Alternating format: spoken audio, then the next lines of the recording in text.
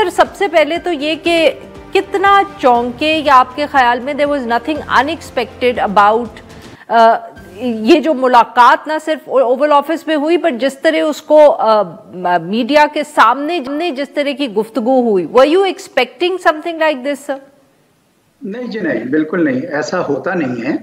इस किस्म की मुलाकातों में जो कहीं टेबल पे बैठ के हों, मीडिया की ग्लेयर से हट के, कैमरा से हट के, उसमें तो तल्ख बातें हो जाती हैं, लेकिन सबके सामने कभी भी, इवन जो दुश्मन ममालिक हैं वो भी ये काम नहीं करते हैं।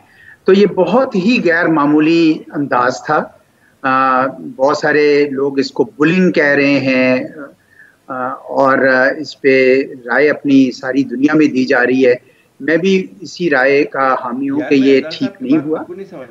एक घर आपका विजिटर आया था, उसको इस तरीके से इतना ज़्यादा दबाना मुनासिब नहीं था और ये बिल्कुल गैर मामूली एक फेल था। लेकिन ये ट्रंप का दौर है। ट्रंप के दौर में इस किस्म के मनाज़र शायद और भी देखने में आए। आपने देखा है कि क्या दोस्त क्या दुश्मन, उनका एक ख़ास रवैया है कारोबारी अंदाज में कि उनके ख्याल में अमेरिका के लिए बिल्कुल जो भी सौदा करें वो ऐसा हो कि जिससे अमेरिका को बड़ा फ़ायदा हो, ये उनका ख्याल है। लेकिन कारोबारी दुनिया बैनुल रियासती अमूर से बहुत मुख्तलिफ होती है।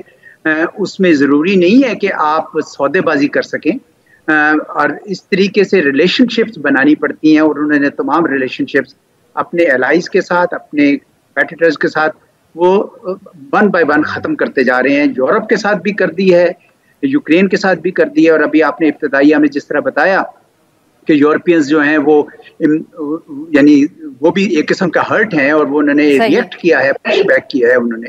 लेकिन मैं समझता हूँ कि बिल्कुल अनयूजुअल